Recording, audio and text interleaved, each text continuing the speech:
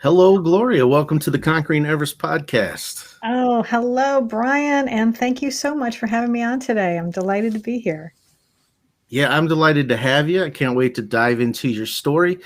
But let's go ahead and take just a moment, if you'd like to, in your words, introduce yourself to our listeners. Sure, I'd be happy to. Well, I am Gloria Grace Rand, and I have been in business for over 10 years, helping entrepreneurs. Specifically, they hire me to create an online message that generates consistent leads and sales because so many don't know how to communicate authentically. So I really help them actually appreciate their unique value so that they can have more impact and influence and income.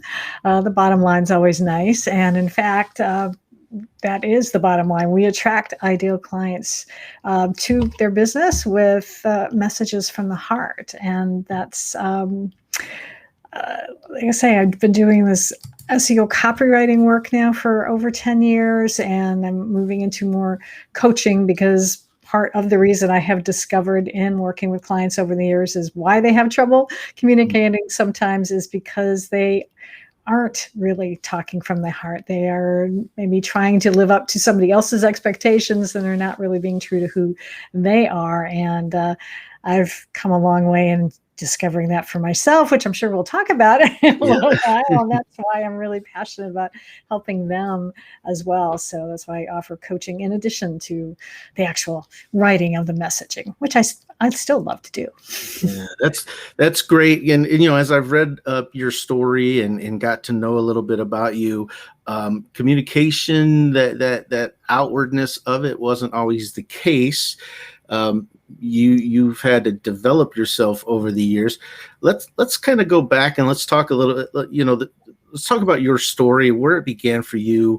Um, as a child growing up, what was that? What was that like for you? Yeah, well, it was, there were some challenges. There were some, I think, good spots, in actually relation to my older brother and sister. I think they actually even had it worse than I did. That there's 10 years difference between my sister, and my brother was 14 years older than me.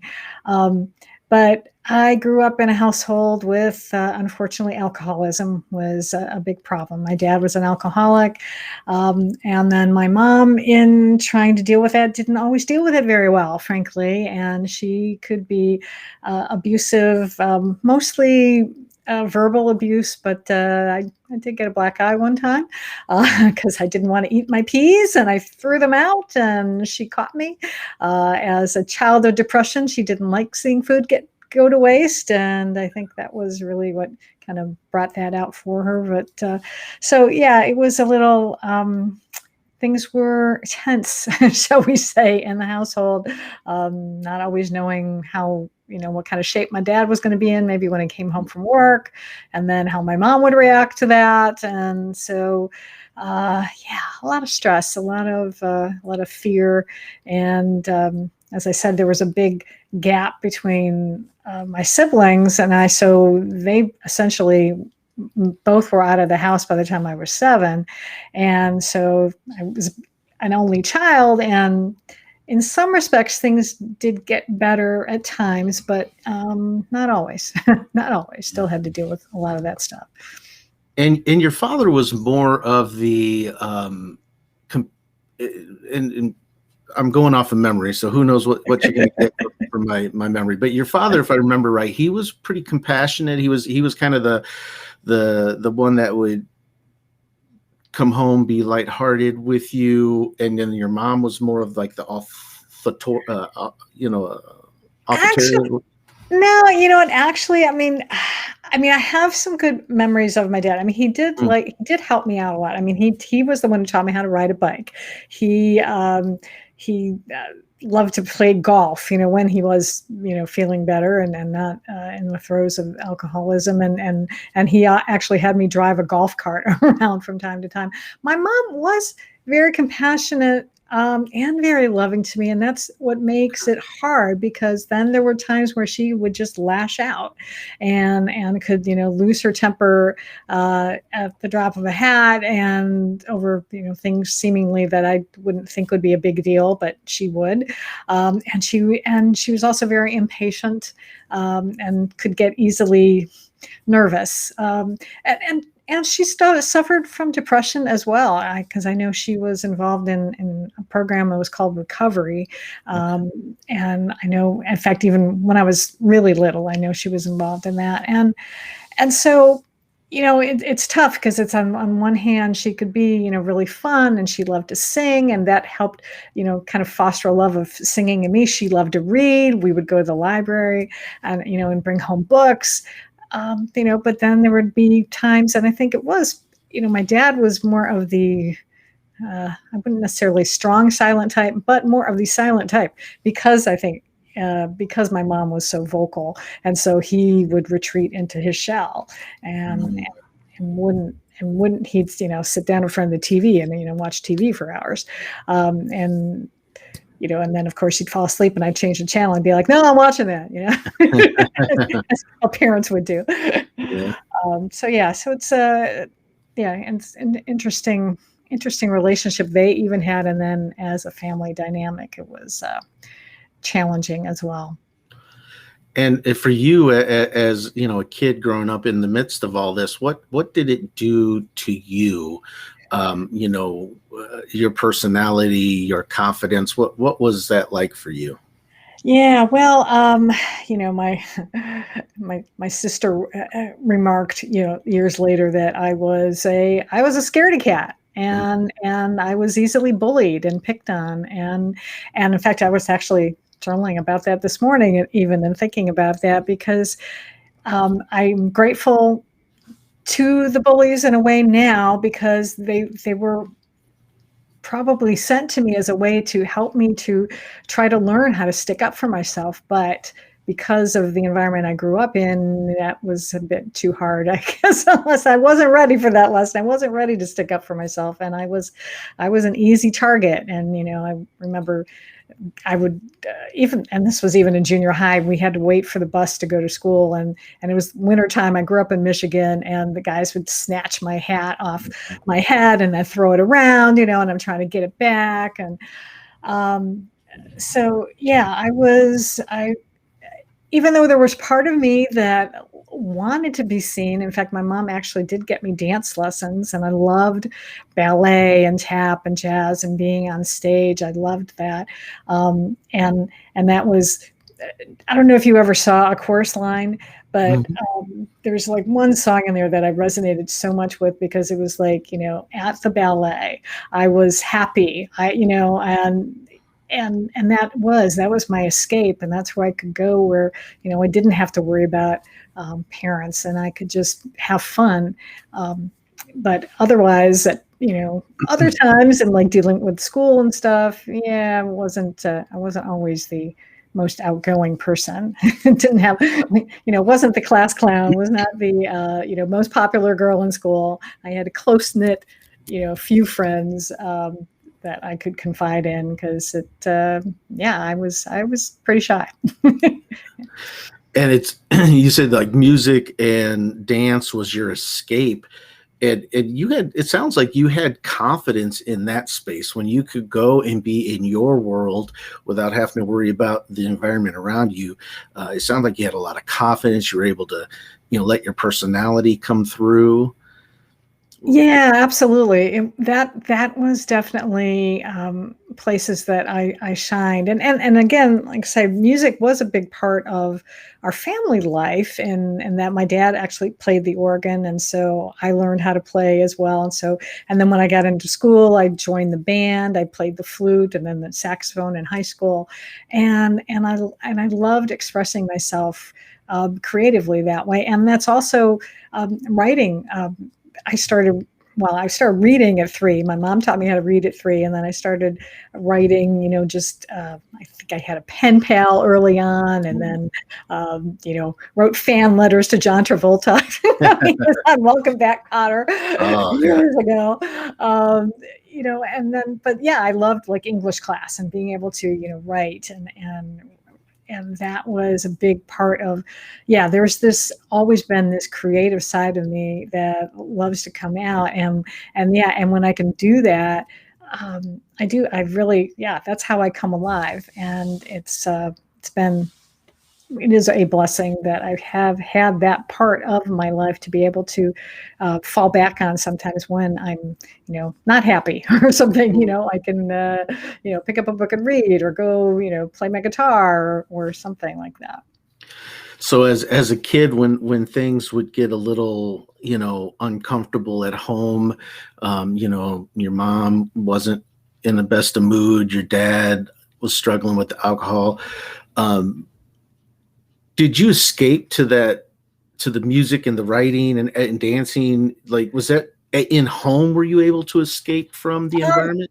Well, yeah, I mean, at home, I'd escape in books. I mean, I Mm. was a voracious reader. And so I think, go in my bedroom and just hide out and read. And, until I would hear, Gloria, do this, or Gloria, go tell your father this, go tell your mother this kind of thing. Yeah. So I would definitely, that would be that was something that I would love to do, is just go in there and, yeah, or go play the organ, for a while. I didn't have headphones at the time, so I still would be able to hear what was going on, but I could just, immerse myself. I could spend like a couple hours just going through. I had like these big, they used to call them these big fake books, and they're these really, really thick books that were all the popular songs of the day, and from the 60s and 70s, and I would just play those on the organ and have a lot of fun. That's cool. Yeah, it's amazing. Our backgrounds are different and our passions are different. But as a kid in the environment I grew up in, I had little things that I could distract myself. I could kind of run off to and be in my own world. And some of those things followed me through high school and then into adulthood. So Mm-hmm. for you, how was as a child, you had this area that you could escape to, and then as you got into high school, it sounds like you were you were in band and playing instruments. And then how did that progress into college and young adulthood? Yeah, it's interesting. So, yeah, I mean, I did all of that in high school. I was in the band, and I joined like all the different clubs, because I wanted to be in the yearbook, and so I tried, did things to be active, and and there was I even was in the talent show one time, which I still can't believe that I did. But for some reason, somebody had actually posted a picture on Facebook of me, and I was like, oh my God, I had totally forgotten that I played the guitar and sang "Take Me Home, Country Roads" by John Denver. I think, probably in 10th grade or something, and it was amazing that even though I considered myself shy, I guess given an opportunity to perform, I was going to take advantage of it. Um, and but in my senior year of high school, though, my parents did actually finally split up, and my dad moved out, and so I don't know. I had this crazy idea that I was going to go to Miami, where my grandmother lived, and go to college there, but I don't know, hadn't even talked to a school counselor about this. Didn't really make sense. It was really expensive at that time. Um, and so I was suddenly scrambling and trying to figure out where to go to college, and I didn't know what I wanted to do. I decided to major in business administration because I thought it would help me get a job. I mean, Mhm. that's like, totally crazy thinking, not just because I think it was maybe such a shock that I just wasn't really thinking about my future and what I wanted to do. And and then my freshman year of college, in the spring, unfortunately, my older brother passed away suddenly. Mm. He died in his sleep, and on Mother's Day of all days. Wow. And so that, threw both me and my mom for a loop, because I was commuting to school at that time too, because I didn't, want to leave her anyway. And so I skipped school, and there was a shopping mall across the street from our college, and I'd go to the movie every day. Wound up on academic probation, and when my mom found out, initially she was, really upset, and then when calmed down, I think realized that my brother's death was affecting me as well as her. And so I went to see a counselor, and I wound up taking one of these aptitude tests, and the results recommended that I change my major to mass communications. And so I majored in actually mass communications, radio, TV, film was the sequence of it. And so I got into television production, and which was perfect for me because when I was a little kid, I would like essentially memorize the TV guide. So my parents could ask me, what's on, NBC at 8 o'clock at night, and I could tell you. Thankfully, we only had a few channels in those days. Right. But so this just seemed perfect, and that's what I wound up doing. I wound up majoring in that, and I love television production. And I actually, when I graduated from college, my mom was very cool, and she said, "I'm actually divorcing you, Gloria, and you can, I want you to go ahead and move to Florida," because that had been my dream. Because we'd lived in Michigan, and I didn't want to deal with snow anymore. And so as soon as I graduated from college, I moved down to Florida, and eventually I wound up getting a job with the public television station there and working for the nightly business report, of all things. So even though I'd given up this major of business administration, I guess God still wanted me to be involved in business. So I wound up working for that show. So you said your mother divorced you. Do you think she was doing that did she have good intentions behind that because she wanted you to chase your dreams? Yeah, she did. I mean, she knew that, I really did. She had, in addition to, dealing with depression and stuff, she also had a lot of physical problems, and which I think were caused by, depression and stuff. She had high blood pressure, arthritis and stuff. And so I was always, taking care of her. And I think she realized that, I needed to get off on my own. And even though, selfishly, she would have preferred that I stay with her, she gave me that gift. And that's why and I remember it was like we were waiting for a movie to start. We were in the movie theater, and she turned to me and she's like, Glor, and she did. She said, "I'm divorcing you," because she was in the process of getting a divorce from her husband, my dad. And she's like, "Nope, I'm going to divorce you too, because you need to start your life. You can't keep taking care of me." And that was a best gift she ever gave me. And I want to go back just a little bit. You said that your brother and sister, there was a big age difference between you all. Did they endure a lot of what you endured as a child? Was there the alcoholism and the depression and everything was there? So it wasn't like something that came out of blue.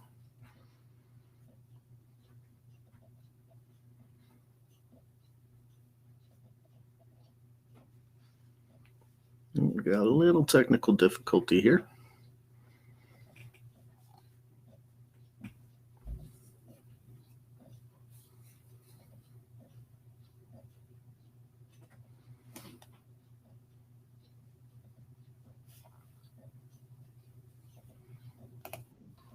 You're back. Those thunderstorms got you. Internet being a little wonky. So my sister, my sister said that, she and my older brother, they had it even worse. Because I think also my mom, she started actually working full time when, shortly, I think when I was in preschool.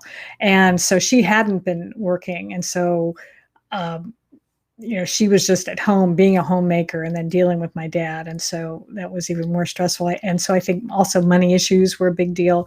So when she started working full time, that also helped her to be able to kind of get out of the house herself a little bit and give her, a little bit more autonomy. And I think that helped. So that's why I say I did have, all in all, I think a better overall childhood than my siblings.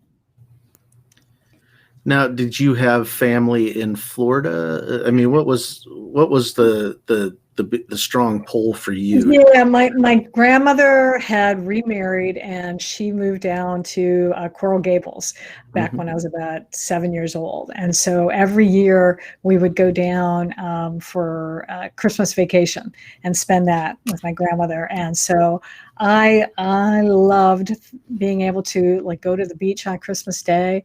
That was awesome. I'd come back home to Michigan with a tan. And it was like, I mean, I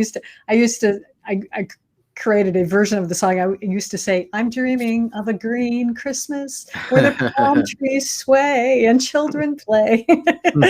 And that was my idea. So I was like, yeah, that's where I'm going when I'm done. Who needs shoveling snow and seeing if the car is going to start in the cold? Yeah, I'm a Midwest guy too, and I can't wait till that. I'm going to be moving somewhere warm in the very near future, so I can't wait to not have to shovel snow. So you went down to Florida. You began working for the Nightly Business Report, Right. and so how did things start transitioning for you? Did you do that for a while? Because you talk about getting into your own business. What was Yeah, exactly. what was the Yeah. transition for that?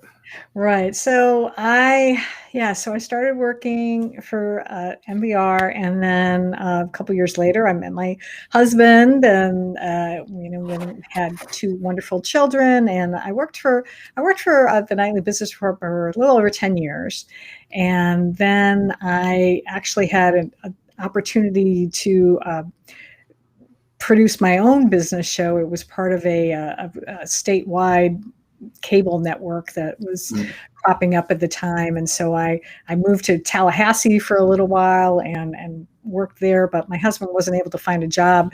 So I actually went up there with the two kids, a partner and a 3-year-old. I gained a huge appreciation for single moms because I was one for about 6 months, and then moved back and then started just working part-time for a while, and I would be the fill-in producer when the show's main producer would go on vacation. And then my husband got an opportunity to move up to Orlando. He had a job opportunity, and so we moved up here. And so now I had to figure out what I was going to do, because I wasn't going to be able to work full time or even part time, frankly, for Nightly Business Report anymore. I did for a little while writing like their calendar, their monthly calendar, just to kind of keep my hand in. But I was soul searching and trying to figure out. I dabbled in writing children's stories for a little while, thinking I could be the next J.K. Rowling, but that didn't pan out too well. But I kept getting this letter in the mail from a company that said, can you actually write a letter like this? And it was from a company called American Writers and Artists, Inc., and they taught you how to do copywriting and, direct mail advertising. And I said, this actually sounds interesting. And yeah, I could write a letter like that. I've been writing for business news. Why not? And so I signed up for that course, invested in it.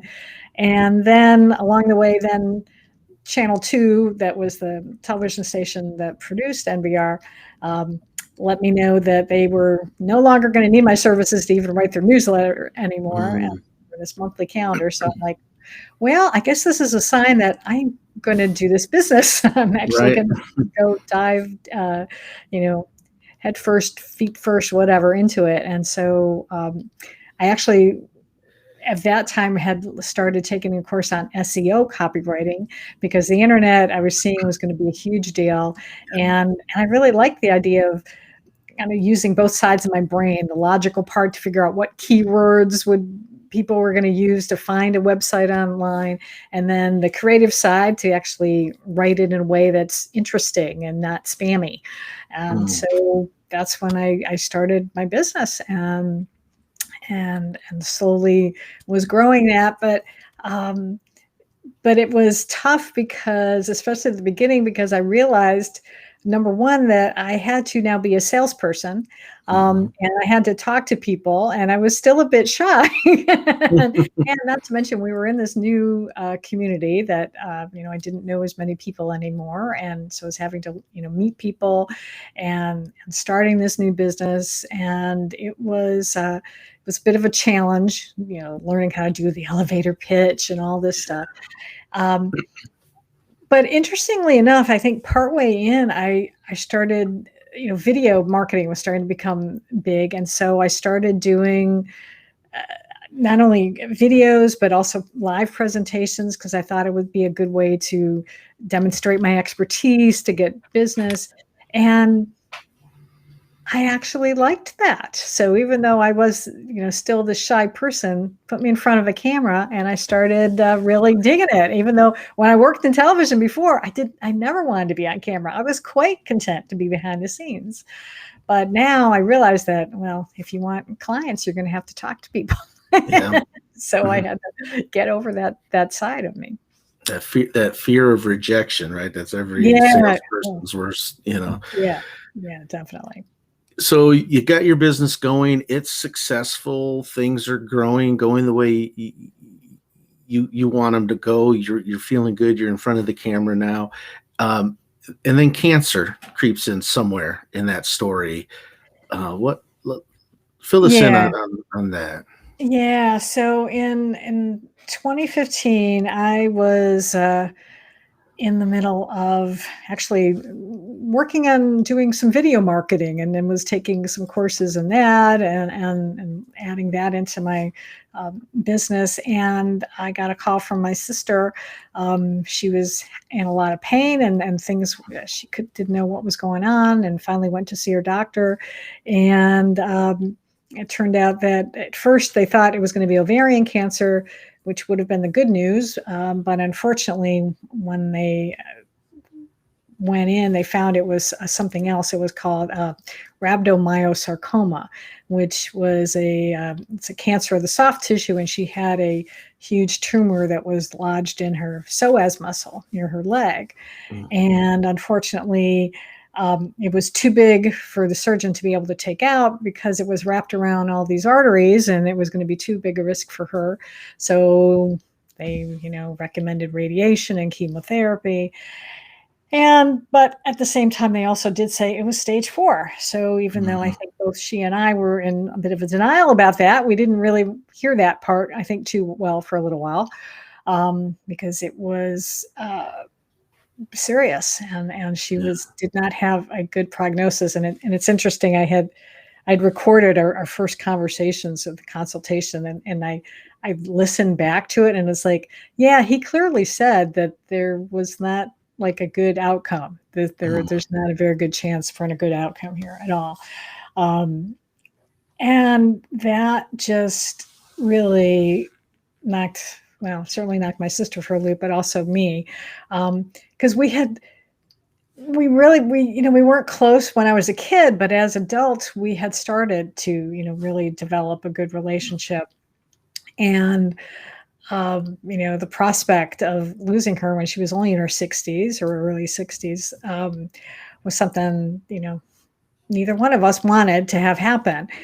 And looking back now, the one good thing that came of it was the fact that we did spend a lot of time together, because she lived in Arizona, I lived in Florida, so I would try to fly out there as often as I could to help her when she would go through chemo, and to deal with that, because is anybody who has ever either experienced cancer or know someone who does, chemo not only kills the cancer cells, it also kills off your good cells, and it really, makes you a risk of infection and just makes you really weak and sick. And unfortunately for her, she was like an outlier in everything. Her cancer was a pediatric cancer, for one thing. And then she didn't respond well to some of the traditional chemo treatments, so they had to try some other ones. And then, so everything was like so much more challenging for her. And I kind of lost my train of thought where I was going with it. But anyway, suffice to say that, I know, is that she found it finally, she just found it harder and harder. Her body was just taking longer and longer to come back. And since the prognosis wasn't good anyway, in 2016, she finally said, enough is enough. I'm not going to do any more chemo.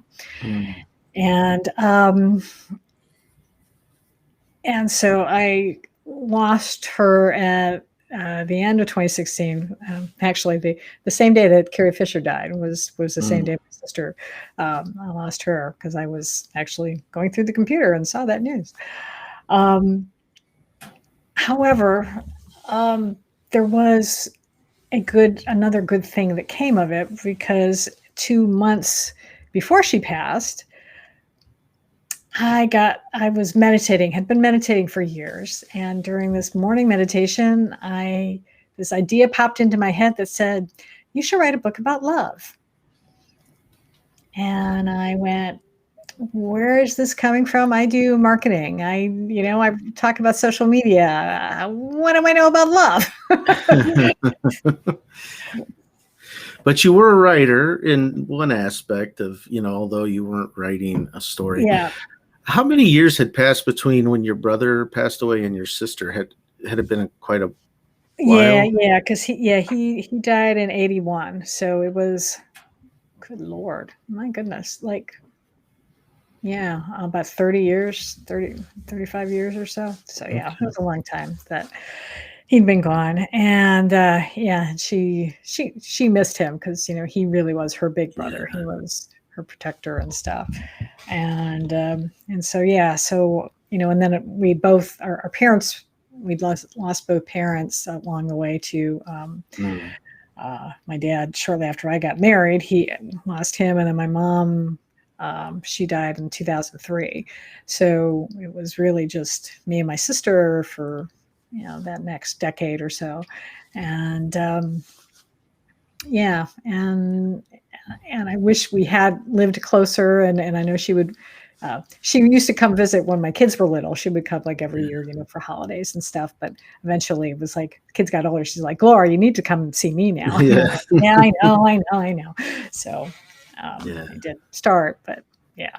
Well, let's talk about the book. Go ahead and tell us about the book.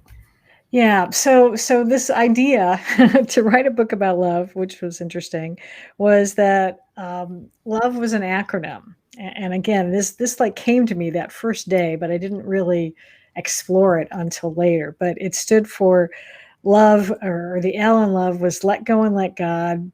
The O is open your heart to receive. The V was value your uniqueness. And the E was embrace your divinity. And I mean, I look back at it now, and it's I'm still just blown away because of this gift, which also, as I, in grieving my sister first off, and I didn't even touch this book for about 2 years after I got this idea. And at one point I was working with a coach, and as I was starting to write it and talking about what these concepts meant, I just had this huge breakthrough, because I realized the book was for me. It wasn't so much that I was writing this for other people.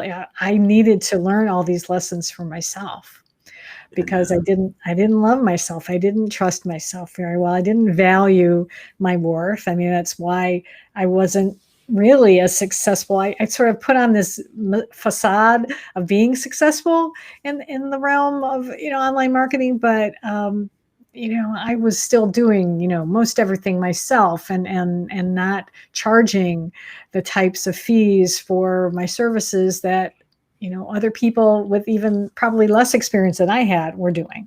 And because I didn't value what I had, the experience that I had, the knowledge that I had. So writing that book was learning how to do that, how to let go of these, limiting beliefs that I'm not worthy, and let the universe direct my life, and start really opening my heart to not only receive guidance, but also to receive help, even from other people. So I talk about that in the book. And I talk about valuing yourself. And my sister, was the same way, because I share one of the stories in the book about, she called me one Christmas. She was a massage therapist, and she called me for advice, because she said one of her clients wanted to give her $1,000 holiday bonus. Wow. And she's like, Laura, I don't think I can accept that. What do you think? And I was like, holy smokes, somebody want to give me $1,000 bonus. I'd be like, yes, thank you. but maybe not, for thinking about it now. But at the time I was like, yeah, I was like, you've been doing good work for her, right? Yeah. Oh yeah. And she brings me, referrals, and she's gotten pain relief. And so I'm like, yeah, you need to accept it, because otherwise you're hurting her feelings. And actually, because this is how she wants to be able to show you how much she cares. So, so those are the kind of things that I talk about in the book. And I finally got it done last year, finally got it published, and the timing, it all worked out. It's like it all was divine timing why it had to work out, because my sister's birthday was February 21st. And as I'm writing this last year and, finishing it up towards the end of the year, I'm like, I went to talk to my publisher. I'm like, can I get it? Can we publish it on February 21st? Because then it would be 2/21/21.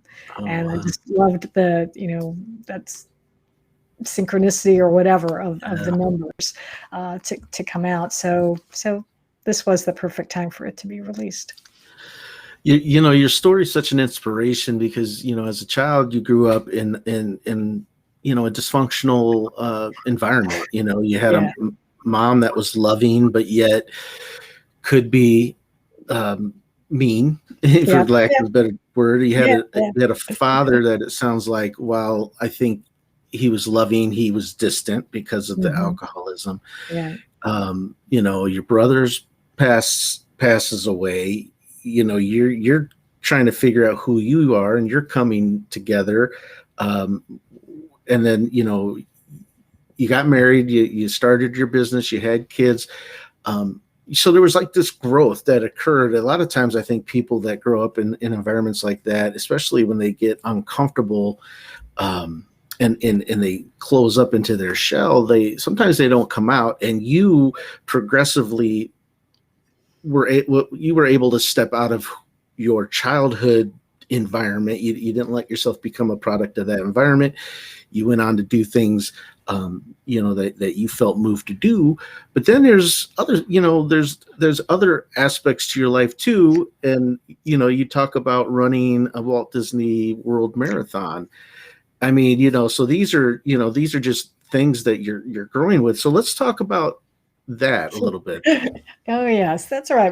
In fact, I'm actually staring at some of my medals that I have hanging up. Yeah, that was a crazy thing. So, I did dance as a kid, but I did not consider myself athletic, for one thing. I was always, picked last in gym class. I was not athletically coordinated. So I was not a runner by any stretch of the means. But a year after my mom passed, I got a letter in the mail from the American Heart Association, and they were doing this Train to End Stroke program. And so they would run the Disney World Marathon, you raise money for this program. And I thought, well, this would be a good way to honor my mom, because she did have heart disease and stuff. And I was like, so I'm in my mid 40s. I'm like, why not? And do I sign up for the half marathon? No. I signed up for the full marathon like a crazy person.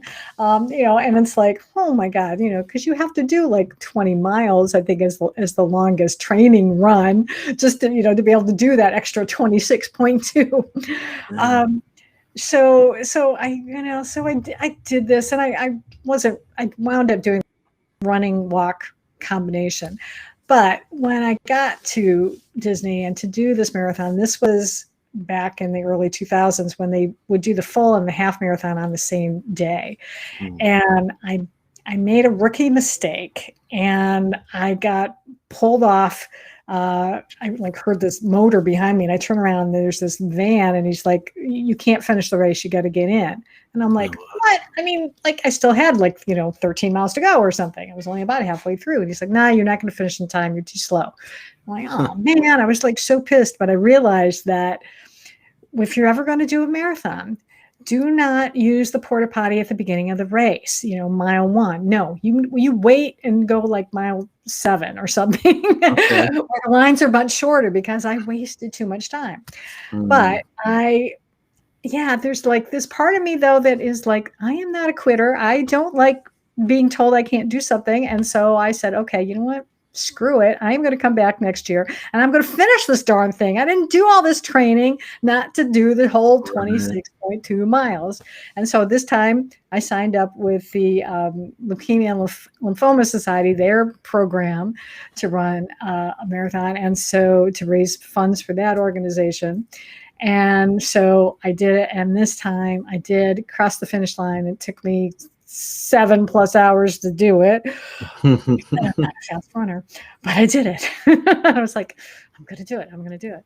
And then crazily enough, I actually did it again, probably about, I don't know, 8 years later, maybe 8 or 10 years later, because a childhood friend of my daughter's was diagnosed with leukemia while she was in college. And I was like, you know what, I'm going to do it again. I'm going to raise money in Rachel's honor. And I did. And my sister laughed about this so much afterwards because I called her on the phone and she saved this message on her answering machine. I think I saved it, I think too, because I told her, I said, if you ever hear me say that I'm going to run a marathon, you talk me out of it. Do not let me do it.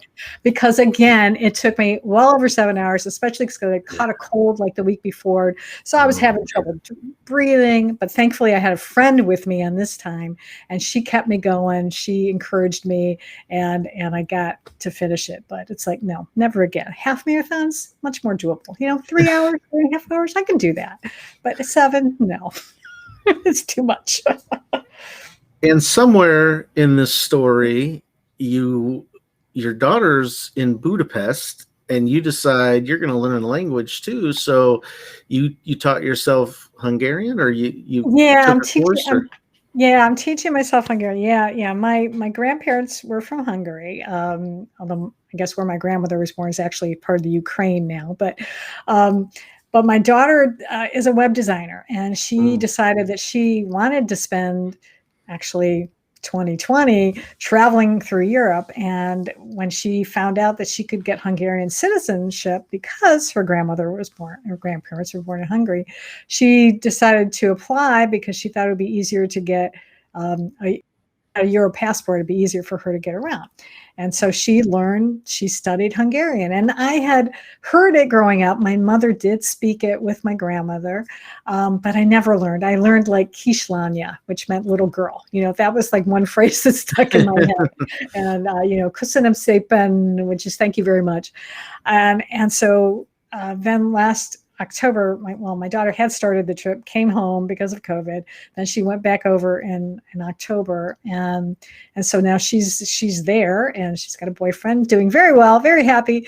But she left me all her books, and but I'm still just using Duolingo. But I'm like, you know what? I want to learn to do it. They say as you get older, it's good to keep learning stuff. I don't want to ever have Alzheimer's, so if I can keep challenging my brain, I will do that. And I'm doing good. I don't know that I can still speak it great, but I can definitely read it and understand it now, which is good. Well, and it's a cool challenge. I love challenging myself to do new things. If you're not growing, you're dying, right? And right. I want to live a very long time. So we've got a few more minutes left, and I want to make sure that people listening, that your story's resonating with them, and they want to learn more about you. They want to, so you've got the book. It's Live, Love, Engage: How to Stop Doubting Yourself and Start Being Yourself. And that's available on Amazon. It is, absolutely. So they can find it out on Amazon. And what else you got going on? Social media, websites? Oh, yeah, absolutely. Yep. You can go to my website, gloriarand.com, and you can learn about all the stuff that I do. Like I said, I've got copywriting. I do coaching now as well.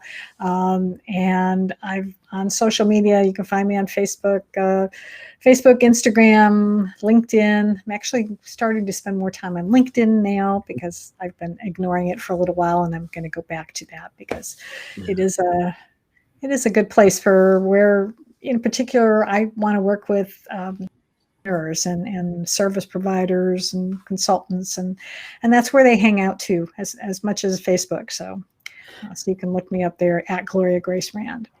Okay. And your coaching, the coaching you're doing, is there a specific audience that you've geared your coaching practice towards? Yeah, In particular, I would love to connect with women entrepreneurs. In fact, women entrepreneurs who are going through some kind of loss, or something has rocked their confidence. In particular, whether it's divorce, or maybe they've had to, maybe even their business last year, and maybe they're still not quite sure that they're happy doing what they're doing. I can really relate to that because I've done all those things, and I've come out the other side, and I feel much more confident in my own skin now than I've ever had. I mean, probably not since I was a little kid, dancing on the stage. So I want to be able to help more women in particular really appreciate who they are, that you are worthy just by being alive, and you deserve to have all the love, joy, and abundance you can get.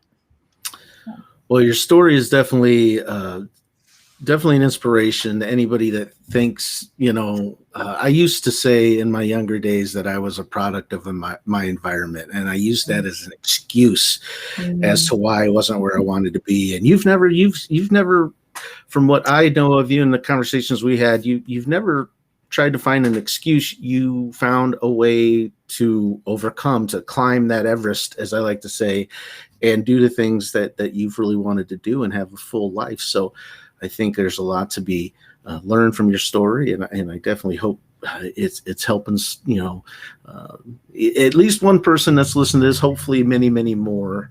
I hope so. Yes, that would mean a lot to me. And yeah, and if you even just want to talk, I am available. I'm a good listener, and let's just have a chat. It doesn't have to be business related, whatever. You can never have too many friends in this world, and I would, happy to meet new people. So let's connect. So as we close here, I do like to ask this question as well of my guests: is if you could leave our listeners here today with words of wisdom, one final thought, what would you like to leave our audience with?